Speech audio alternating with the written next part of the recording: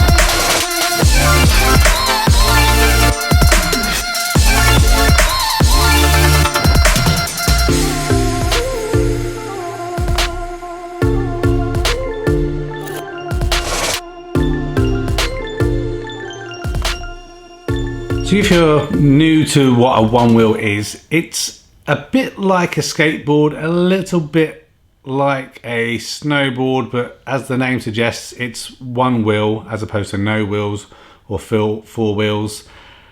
In the UK, it sits into the same category as electric skateboards and electric scooters in terms of technically they're not legal here right now in the UK. At the time of doing this in February 2022, there is some rumours that the government are looking at legislation again. And that's actually one of the reasons why I kind of ummed and ahed about getting one. But I feel it's mainly the scooters that you know, the law enforcement people are mainly targeting. I've never had any issues with police on my electric skateboard, and I'm hoping it's going to be the same with the Pint X. Now, this will be my first time riding a Pint X. As you know, if you watch the channel already, got the electric scooter.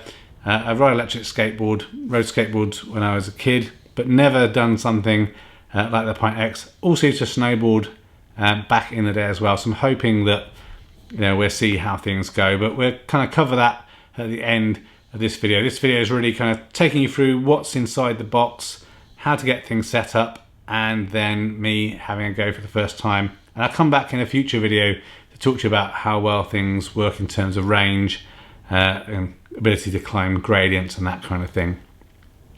So one thing I am a little bit concerned, which again, you're going to laugh as I say this, I really like to look after my things, and I know 100% that there is going to be some damage to the Pint X as I use it, and it kind of pains me. But you can buy bumpers and guardrails and I can't remember what they call it, like a bumper cover, which I have bought. When the Pint X was first released, it came in a nice kind of neon greeny kind of colour, which is one of my favourite kind of colour combinations. But now it's kind of a blue, and I've ordered some orange pieces that I'm going to kind of put on, enable myself to protect it. So you'll see that in the later part of the video. Obviously, when I put the protective covers on and we take it out, I think it's going to look pretty cool. So what is the Pint X? The Pint X was released in October, late October 2021, and became available here in the UK towards the end of 2021. I got mine from a UK company called Ride and Glide. I put a link down in the description if you decide to get one of those. The recommended retail price is pretty steep. It's £1,400, and you're going to pay a little bit extra if you want some of the bundle deals. Basically, the bundle deals tend to be with the guardrails and the fender, etc. And then a little bit more if you want to pay for a fast charger. Now, I'm not in the need of having to do a quick charge in an hour or anything like that, so I'm happy to stick with the standard battery, standard battery, but the standard charger.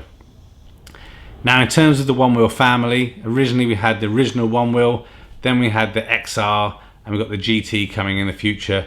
And then also, I think it was last year, maybe the year before, they released the Pint. But even though the Pint was quite popular, one of the issues that people had with it is didn't have the same range that the XR has, obviously, which does cost more, and it just wasn't as powerful. So this is something that the Pint X basically addresses those issues. So let me take you through the specs of the Pint X. So the Pint X has the performance of the XR, so a top speed of 18 miles per hour, but is in a much smaller, lighter form factor, so easier if you're going to be lugging around and commuting. That's one of the hang-ups I kind of have with the skateboard and the electric scooter. They're quite heavy, and if you want to take them to a shop or something, it can be a little bit difficult. The weight of the Pint X is 12.2 kilograms, and in terms of the rider weight, depends what you read. Some says 100 kilograms, some say 120 kilograms. I'm on the kind of larger end towards 100 kilograms, being a larger guy. And obviously that will impact my performance and range a little bit. So I'll be interested to see how we get on in the longer term in terms of proper speed and performance. Charge time with a standard charger is somewhere between 1 3/4 to 3 3/4 hours, depending on, again, how depleted the battery is. My understanding is it has a 342 watt-hour battery, and that's using the 18650 cells. I think it's 21700 milliamp hour battery. I'm not quite sure, but it is a NMC lithium ion battery, so I hope it's going to last a long time and isn't going to be too fussy if I'm not using it every single day. In terms of some of the features, it does have regenerative braking, so if you're going down hills, that is going to help regen the battery a little bit as well. Obviously, the motor itself on that one wheel, it's a 750 watt motor, so a reasonable amount of power, should be good for some higher hill gradients as well. That's one of the main differences I see with my electric skateboard that's dual motor.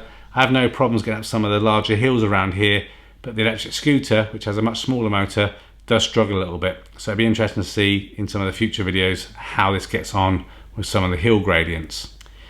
In terms of the tyre itself, so 10.5 inches by 4.5 to 6 inches.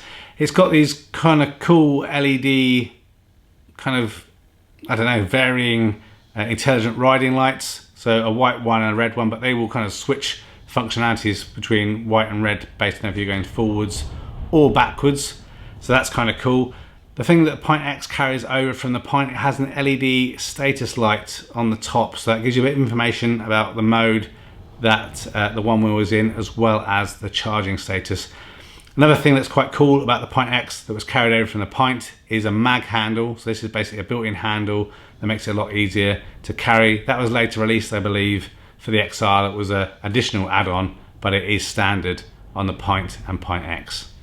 So one of the bad things about a lot of these electric vehicles, including the scooters and the electric skateboards, is their waterproofingness. So OneWheel say that there is some water resistant capabilities, but they don't recommend that you use it in water. It's not IP rated or anything. So again, if you're gonna get caught out in showers or anything, you don't wanna be doing that. Also don't wanna ride through puddles. So never mind, you can't have it on also, because of my OCD, I probably don't even wanna get dirty anyway. So when you come to set up the Pint X, you need to download the OneWheel app, and basically I think it connects through Bluetooth or wireless. That's one of the things that's also different between the scooters and the electric skateboards. There is no remote control or toggle features. It's basically doing everything from your balance. So no remote control for you to carry and basically drop and smash when you fall off. And I'm pretty sure I am going to fall off multiple times as we try and get the hang of riding the OneWheel. One of the things that Future Motion has done to make things a little bit easier for the novice OneWheel rider is something called Simple Stop. This is something that makes it easier to be able to dismount the OneWheel. With a Simple Stop enabled, you can't go backwards. So if you're kind of gliding along and you try and glide the other way, Without simple stop enabled, you would then turn the other way and be able to go in the opposite direction. With simple stop, as you kind of come up to this slightly past level way, so you're kind of essentially putting the brakes on, it will allow the OneWheel to stop. Then you want to lift your front heel up a little bit to kind of deactivate the sensor, and then you can kind of step off without it kind of flying all over the place, hopefully. I think as you become a more advanced rider, you'll probably turn the simple stop off. Another safety feature is the pushback feature. So even though obviously the OneWheel is powerful and it is fast, it will kind of do some intelligence to let you know if you're kind of pushing the limits. You can push past the pushback. So basically what's happening is if you're gliding along really fast and either it thinks you're going too fast, battery degradation is happening, it will lift the front up and kind of push back, just like the name implies. But they do recommend you don't push past the pushback. But again, we'll see how we go. That's going to be future rides before I have to worry about anything like that. Then in terms of kind of getting up to speed, both for the novice and the advanced rider, the OneWheel has something called Simply Shaping, and this is basically a few different rider modes that basically let you get control of what you're doing, both from a noob, whether you want to be carving really fast, going up hills and all those sorts of things. And I think they're based around types of trees. So basically there are 4 different modes that we have on the OneWheel. The first one is Redwood. So this is the noob version, basically a nice mellow pace. It's limited to 12 miles per hour, so you're not going to go super fast and throw yourself off. So basically a lower torque and a lower top speed. Then we have Pacific X. This gives you a little bit more torque, a little bit more curvability, ups the speed limit to 18 miles per hour. So you've got full power of the OneWheel available, but you know, it's still a little bit more controlled. Then you have Elevated X. Basically this increases the torque, so it's going to be much better for hill climbing. You're still up to the maximum speed of 18 miles per hour. And then finally you have Skyline X.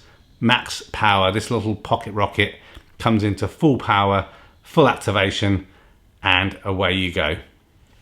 As I mentioned earlier, when you're setting up the things with the app, it's pretty straightforward.